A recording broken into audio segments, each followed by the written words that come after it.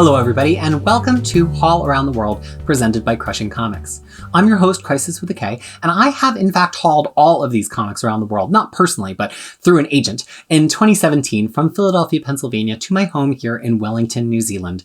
And whenever I want to add things to this collection, even though I'm trying to do less and less of that these days, I still have to haul that around the world from somewhere to get here. And I have a pretty hefty haul today. It is the Excalibur Omnibus. And this comes with a little bit of a story from me. Two stories, actually, from me. One is about how I love Excalibur, and one is about how I was not originally planning on buying this omnibus. So, loving Excalibur. I was into collecting X-Men. We all know the story. I started in 1991. My first issue was Chris Claremont's last issue, hilariously. And so I was trying to hoover up as many back issues of X-Men as I could to understand what had happened with these characters, as I was also adventuring out and buying the whole X-Men line. But the issues of Uncanny X-Men that led up to Chris Claremont's departure, let's say from like 250 to 280, were pretty expensive because they had things like Gambit's first appearance in them, although I did wind up getting that comic.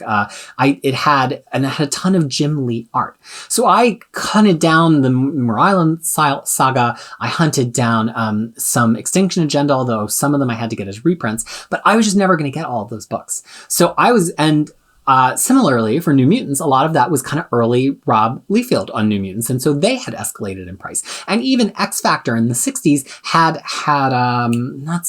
Silvestri and Portacio on art. So all of those had started like pretty quickly appreciating in price, and I did not have the budget for that. So I was really beholden to what could I afford to pick up as back issues, especially a big streak of back issues to get a continuous story, instead of kind of just hunting them one at a time out of bins.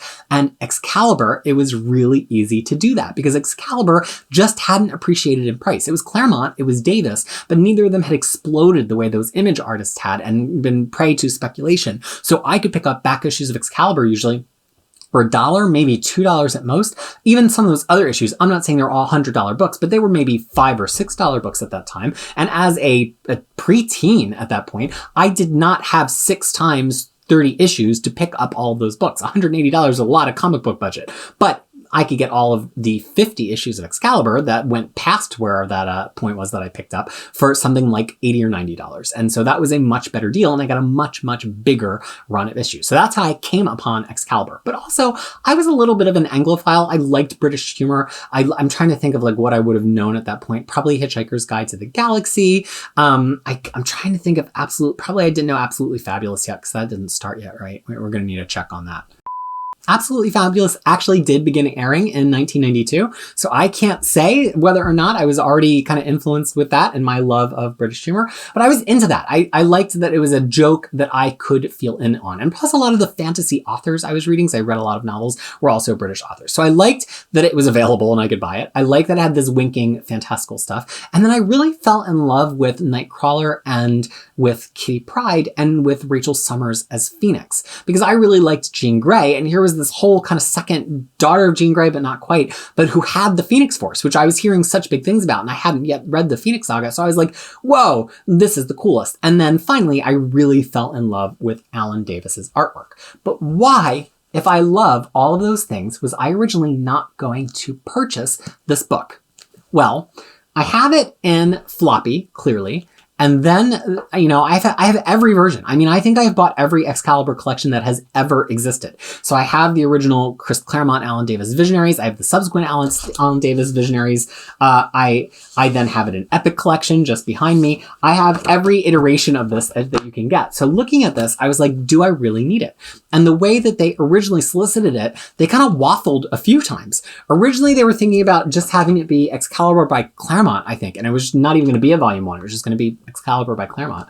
Then they were going to have it be like Excalibur by Claremont and Davis, and maybe skip over the non-Alan Davis stuff that starts with issue, I want to say like 35. but then picked back up, and that was like a no. And then it was like originally going to, at one point, the solicit actually says, and it still says this in the preview site, although it's not what the book collects, that it was going to collect Excalibur Special Edition 1, Excalibur 1 through 49, which is weird because 50 is the finale of everything, and then only 2 of the Excalibur specials, Excalibur Mojo Mayhem and Excalibur Weird War, and none of the other ones, which also made no sense. So in every one of these early iterations, and I forget which one of them were just rumor and which one of them were actually approved, but I remember it kind of going through these iterations. In each one of these iterations, it's a book that you just wouldn't want. It was like less complete than the Epic collections and the Visionaries. Why? And for me, the floppies. So why would you buy it? The reason I bought it is because here, as set off with some beautiful little Art Deco flourishes on the side, here is what it wound up containing. Excalibur Special Edition 1, which is the original one-shot setup for the series. Excalibur 1988 1 through 34. Excalibur Mojo Mayhem, Quasar 11, Thor 427 through 429, and the Excalibur Wild Weekend story from Marvel Comics 31 through 38. So they basically went back and made sure that it was comprehensive, and they cut off a little bit before Alan Davis's return with issue number 41, but that's fine because they've left themselves enough room to have a big, beefy second volume, which they mostly can sell on the power of Alan Davis, and which is not going to cut off that Phoenix crescendo right in the middle of the plot, as it did when they were soliciting it to go through issue number 49. Spoilers, they have already solicited another Excalibur omnibus, so we are going to get a volume 2, and it will take us through the end of that Alan Davis run. Now, here's what's under that. It's actually like a full wraparound cover of the team by Davis. And here's the thing that's interesting about Excalibur. And part of, ooh, really look at that bright red end paper there. I've already opened this and done the stretching and everything because we've all seen that before. So here's what to me is a little bit interesting about this. It's Claremont. And Claremont wants to do a specific thing here. He wants to take the lighthearted X-Men, Kitty and Nightcrawler, that weren't going to work for his honestly very depressing period of the X-Men team that starts in the 200s and continues through all the 200s. And he also wanted to have an opportunity to do Captain Britain stuff for the Marvel American audience. Captain Britain had only ever been in, I think, like 5 or 6 American comics at this point. And so, Claremont had already brought over Psylocke and introduced Captain Britain again in some of the New Mutants and X-Men annuals at the time. Psylocke was now on the X-Men team, but Captain Britain wasn't doing anything. So this starts just a little bit before Inferno. Inferno actually crosses over to this, I think, in issues 7 and 8, I want to say. 1, 2, 3, 4, 5, 6, 7, 8. Yep. And so this was starting around the time that he was kind of had the X-Men already presumed dead. So there was even room for there to be another team. But it's just really interesting because they're always thought of as a British team. They mostly do British stuff, but then they also have this cross-time caper element to them as well. And the, here's a great cover to their participation in Inferno. So many layers of stuff. Alan Davis, as much as he draws some really wonderful, big, beefy guys, he's also good at drawing, where is it? Really large guys who are like cowering in abject terror. That's another Alan Davis skill as well. And so after they have their brief flirtation with the X-World and their appearance in Inferno and their visit to New York, we get deep into some alternate universe nonsense here. As the Excalibur team goes on what is known as the cross-time caper, which is kind of them bouncing around to a lot of different alternate realities because Marvel 616 was basically codified by there being a Captain Britain Corps, which is an invention of Alan Moore when he was on Excalibur. When he was on Captain Britain. And so Claremont actually kind of follows that up here. Here's the thing that I think we have to, as modern readers, say about all this. There's a lot of wonderful British mythology, King Arthur, Excalibur stuff. But to reckon with the modern version of Britain is to reckon with Britain as a colonialist force. And that's not to say that a country can't have its own mythology if they've ever done colonization. That just doesn't work like that.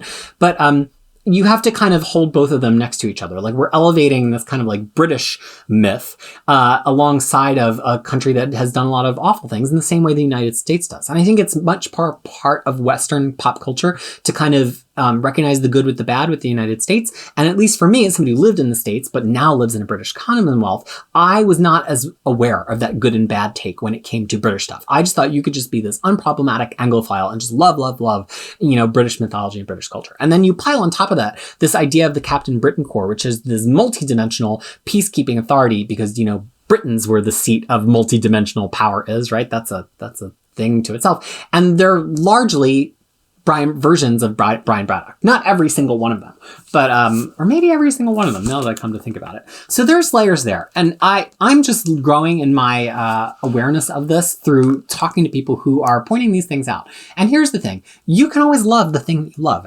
These points are not going to make me disavow Excalibur. That is never the point when somebody brings up that some previous take has been problematic or there's layers to it. Nobody's trying to take away your childhood, right? They're trying to say, hey, now that you're older, in addition to that nostalgia lens that allows you to look back at this and enjoy it, can you look back at it with a lens of critical thought that maybe has developed since your original consumption of this? Or maybe you just didn't interact with that thought as you consumed it.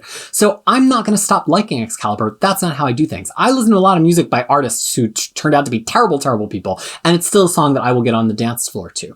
But I think that the question is, can you read it and also appreciate those other critical elements? And I think it's easier to do here than in a case where the author turns out to be a bad person, because this is Chris Claremont and Alan Davis, who largely have made a lot of positive contributions in comics, and we're just being asked to maybe look at one more layer of the story. So I'm not an expert in this. I don't know a lot about British colonization of other countries, which is probably to my detriment. So I'm actually really looking forward to getting to Excalibur in my read and reading it with that lens. And there's people who are really having great thoughts about this online. I have to credit my awesome internet friend Ritesh, who is on Twitter as Ritesh Writer, who brought some of this stuff to my attention. And I don't think we should just wait for people who are writers of color to bring this to our attention. Just like I don't think we always should wait for women who are writing to bring to light issues with women in comic books either, but also we shouldn't talk over them. So I'm kind of in listening mode right now, and I'm really interested to listen and to read this book as a listener, and also with my nostalgia and also with my modern lens as well.